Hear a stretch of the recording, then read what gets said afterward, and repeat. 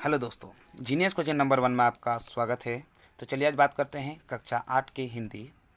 आज का अध्याय है कबीर के पद। तो चलिए समझते हैं कबीर के पद के कुछ महत्वपूर्ण ऑब्जेक्टिव क्वेश्चन जो कक्षा 8 के साथ साथ कक्षा 10 में नॉन हिंदी के रूप में आपका कार्य करेगा, खास करके बिहार बोर्ड में। तो चलिए हम समझते हैं इसके कुछ महत्वपूर्ण ऑब्जेक्टिव क्वेश्चन। जैसा कि पहला नंबर में कहता है, मैं कहता हूँ आँखिन देखी, तू कहता कागज की लेखी। पंक्ति उद्धृत है। ए कबीर के पद से, बी पीपल से, सी कर्मवीर से, डी बिहारी के दोहे से। तो इसका सही आंसर हो जाएगा ऑप्शन नंबर ए, कबीर के पद से। क्या हो जाएगा? कबीर के पद से। अब देखते हैं सवाल नंबर 2 क्या कहता है।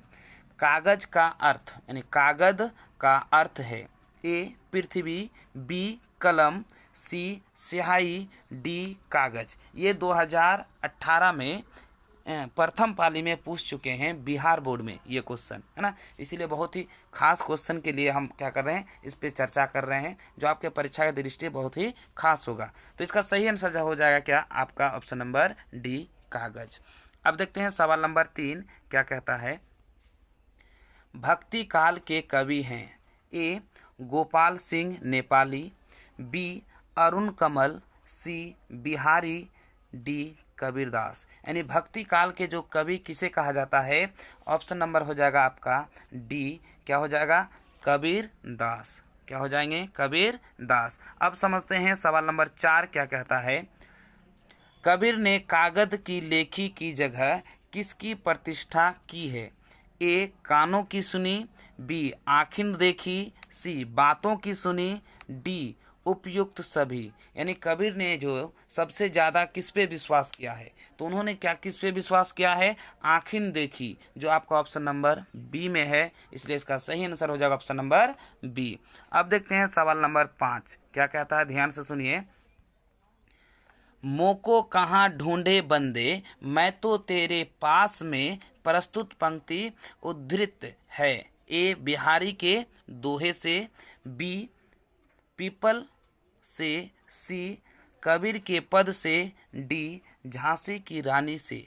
तो इसका सही आंसर हो जाएगा ऑप्शन नंबर सी, कबीर के पद से। ये जो पंक्ति लिया गया है कहाँ से? कबीर के पद से। अब देखते हैं सवाल नंबर 6 क्या कहता है। मोको का अर्थ है ए उसका, बी इसका, सी मुझको, डी तुम्हारा। अगर आपको पता है तो आप कमेंट्स में जरूर दे सकते हैं इसका आंसर। तो इसका सही आंसर हो जाएगा ऑप्शन नंबर सी, यानी क्या हो जाएगा? मुझको। मोको का मतलब हुआ मुझको। अब देखते हैं सवाल नंबर 7 क्या कहता है। कबीर किस काल के कवि हैं? ए आदिकाल, बी भक्ति काल, सी रीति काल, डी आधुनिक काल। तो आपको बताना है ये किस काल के कवि हैं। तो चलिए आपके लिए हम ऑप्शन छोड़ रहे हैं। तो चलिए हम इसका बताते हैं। सवाल नंबर 7 का सही आंसर हो जाएगा ऑप्शन नंबर बी, भक्ति काल के। कौन काल के थे? भक्ति काल के।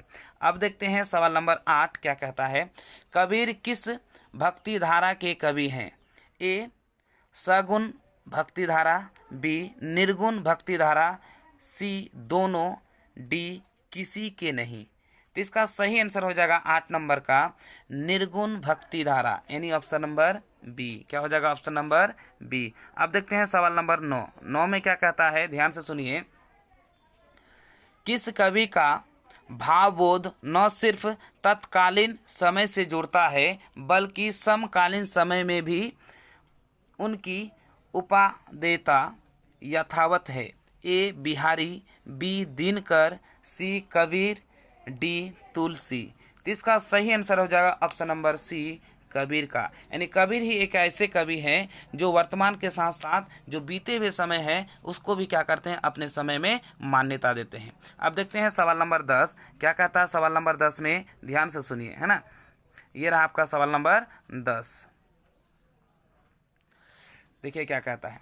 किनके कविताओं में सच से सीधे साक्षात्कार अर्थात आँखिन देखी की प्रस्तावना है? ए बिहारी, बी मोहम्मद इकबाल, सी कबीर, डी दिनकर। तो इसका सही आंसर हो जाएगा ऑप्शन नंबर सी कबीर। क्या हो जाएगा? Option number C Kabir. तो इस तरह से इसका इस अध्याय का जो महत्वपूर्ण प्रश्न था यानी कबीर के पद से हमने समाप्त किया। यदि आपको हमारा वीडियो पसंद आए तो लाइक करें और ज़्यादा से ज़्यादा लोगों तक शेयर करें।